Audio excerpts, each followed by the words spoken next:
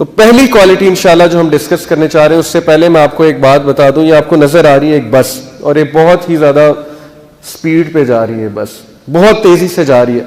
अब इस बस की अगर अचानक ब्रेक फेल हो जाए तो इसके अंदर जो पैसेंजर्स बैठे हुए हैं उनका क्या रवैया होगा?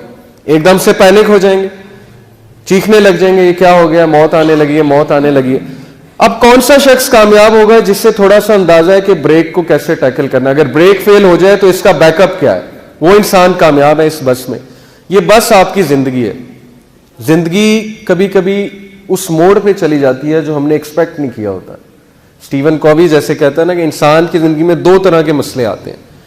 एक मसले वो हल कर सकता है, उसे पता है कि ठीक है इस मसले की वजह क्या है, ये इस वजह से आया है, उसने हल कर दिया। एक मसला है जो नहीं पता आपको क्यों आया मुझ पे, जैसे यूसुफ अलैहिस्सलाम, उनका क्या कसूर था? बच्चे थे, उन्होंने तो एक्सपेक्ट नहीं किया था मेरे भाई मुझे मारेंगे, मार कर कुएं में फेंक देंगे। उनको ये प्रॉब्लम नहीं नजर आ रही थी, लेकिन इस तरह की प्रॉब्लम्स आ जाती हैं इंसानों पे। कभी कभी इंसान सोचता है मेरा कसूर क्या है, ये चीज मेरे साथ क्यों हो रही है, ये अल्लाह का इम्तिहान है, कुरान जो हमें बताता है। अब ब्रेक फेल हो गई जिंदगी की, आप जिंदगी बड़ी अच्छी गुजार रहे थे, बड़ी स्मूथली जा रही थी, अचानक जिंदगी की गाड़ी की ब्रेक फेल हो गई। अब कौन कामयाब होगा जब ब्रेक फेल हो गई? कौन कामयाब है? जिसे पता है कि जब ब्रेक फेल हो तो मैंने क्या करना है, जिसे नॉलेज है उस बस का। जिसे उस बस का नॉलेज नहीं है वो फिर उन्हीं पैसेंजर्स की तरह चीखता चलाता रहेगा और कोई उसकी मदद करने नहीं आएगा। अल्लाह ताला भी उसी की मदद करते हैं जो अपनी मदद खुद करता है। अल्लाह ताला ने हमारे सामने कुरान भेजा, हमारे लिए कुरान भेजा, किस लिए? इसको पढ़ो, सीखो जिंदगी कैसे गुजारनी है। इसको सिर्फ चूमने के लिए तो नहीं भेजा ना अल्लाह ने, या सबसे ऊपर शेल्फ पे रखने के लिए तो नहीं भेजा। ये अल्लाह ने इसलिए भेजा है कि इससे सीखो, और अगर इससे नहीं सीखोगे तो सूरह तहा में अल्लाह ने क्या कहा था हजरत आदम अलैहिस्सलाम को कि बता देना उन्हें जाके कि जो मेरी वही से मुंह मोड़ेगा उसके लिए फिर बहुत तंग जिंदगी है, उसके लिए फिर बहुत मुश्किल लाइफ है। तो अल्लाह ने क्लियरली हमें बता दिया कि कुरान मैंने तुम्हें जिंदगी गुजारने का तरीका सिखाने के लिए भेजी है। ये है कुरान का बेसिक मकसद, हिदायत। तो बात यह है कि यही बात अल्लाह ने की है, लक़द ख़लक़नल इंसान फ़ी कबद, कि हमने इंसान को कोशिश में पैदा किया है। इस तरह काम नहीं चलता हाथ पर हाथ धरे बैठे रहने से। एट्रीब्यूट सीखने पड़ते हैं सक्सेस के। हो सकता है आप में कोई ऐसी कमजोरी हो जिस किसी और में नहीं। अब आप हाथ पर हाथ धरे बैठे रहें कि नहीं जी मैं हूं ही ऐसा, मुझे अल्लाह ने बनाया ही ऐसा है, मुझे तो बहुत गुस्सा आता है, मेरी नेचर ही ऐसी है। अब आप अपने आप को बदलने की कोशिश ना करें सारी उम्र, तो फिर कसूरवार आप हैं, अल्लाह तो नहीं है ना फिर कसूरवार। क्योंकि अल्लाह ने आपके लिए वो मैकेनिज्म, वो सिस्टम उतारा है जिसमें अमल करते हुए आप अपनी वीकनेसेस को कंट्रोल कर सकते हैं और अपनी स्ट्रेंथ्स को ऊपर ला सकते हैं।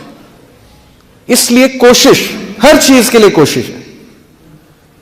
फिर अल्लाह ने कहा तिलकल अय्यामु नुदाविलुहा बैनन नासी वलियअलम अल्लाहु अल्लज़ीना आमनू।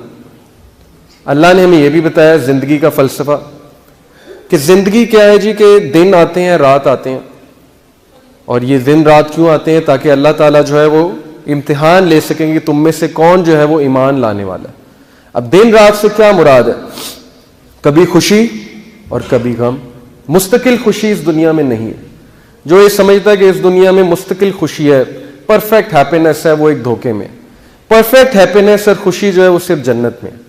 वही एक प्लेस है जहां पे हम रेस्ट करेंगे, वही एक जगह है जहां पे हमें हमेशा हमेशा की खुशी होगी।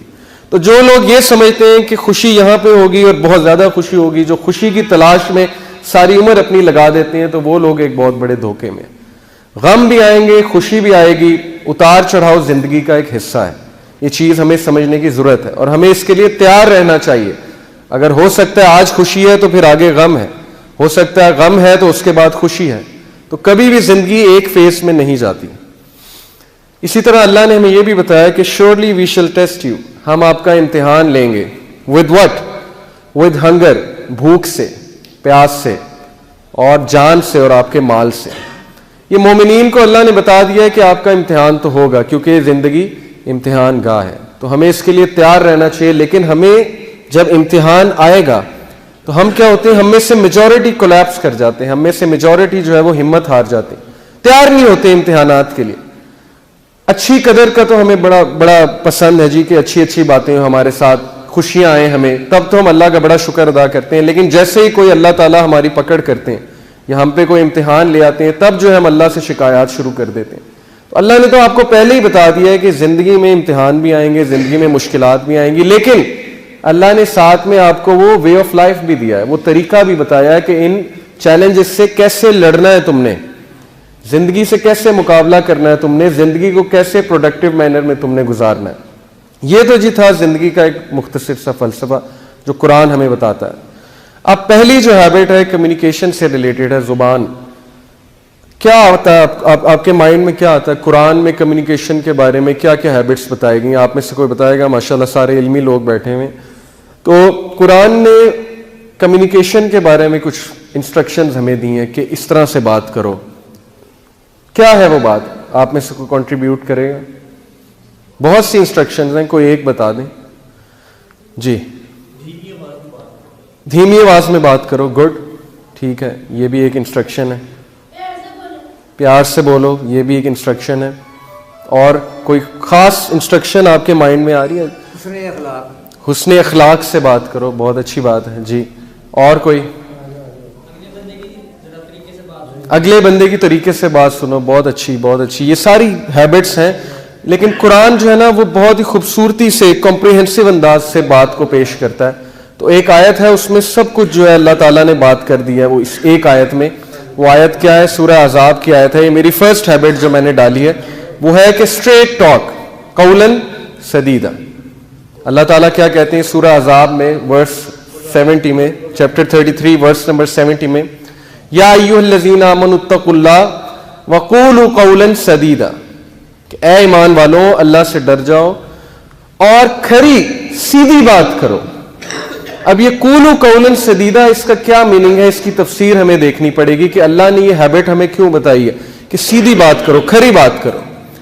अब देखिए ये जो बात है स्ट्रेट टॉक, इसकी जो ट्रांसलेशन में सबसे ज्यादा पसंद है, सही इंटरनेशनल की ट्रांसलेशन है। इन्होंने बहुत अच्छी ट्रांसलेशन की, अरेबिक वर्ड से मिलती जुलती, सबसे करीब जो है उस अरेबिक वर्ड के कौलन सदीदा, कि speak words of appropriate justice, तुम इंसाफ वाली बात करो।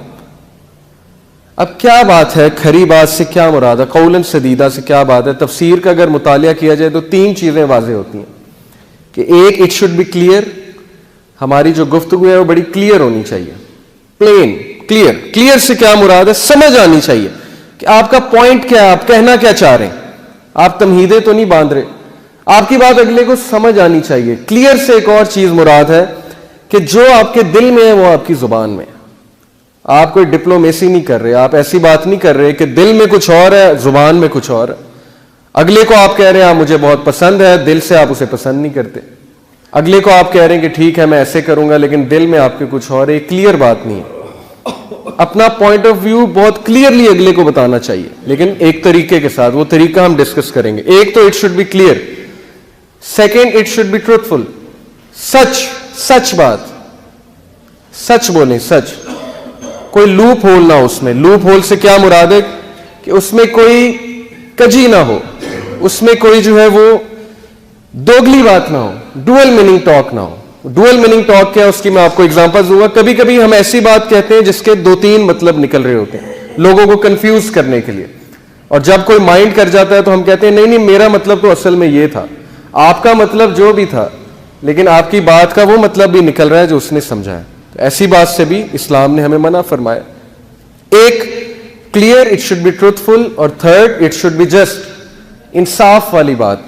इंसाफ वाली बात से क्या मुराद है कि कभी कभी हम ऐसे जुमले कहते हैं जो बहुत ही नाइंसाफी पर मुश्तमिल होते हैं। फॉर एग्जाम्पल, हम किसी के बारे में कहते हैं एक बंदा एक बार लेट हुआ, दूसरी बार लेट हुआ, हम उसके बारे में कहते हैं हमेशा लेट होता है, ये हमेशा ऐसे करता है।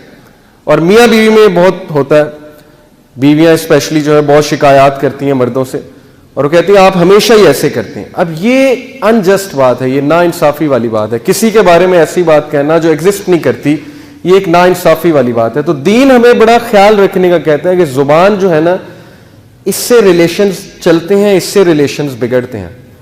जुबान अगर आपके कंट्रोल में, अल्लाह के नबी सल्लल्लाहु अलैहि वसल्लम ने क्या कहा था, मुझे शर्मगाह की हिफाजत की जिम्मेदारी दे दो और जुबान की हिफाजत की जिम्मेदारी दे दो, मैं तुम्हें जन्नत की गारंटी देता हूं।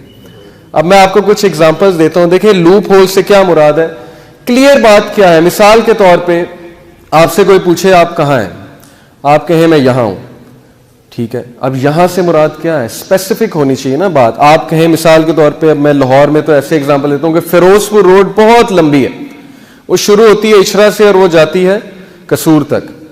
अब आपसे कोई पूछे आप कहाँ हैं, आप कहें मैं फिरोजपुर रोड पे, उसे धोखा देने के लिए।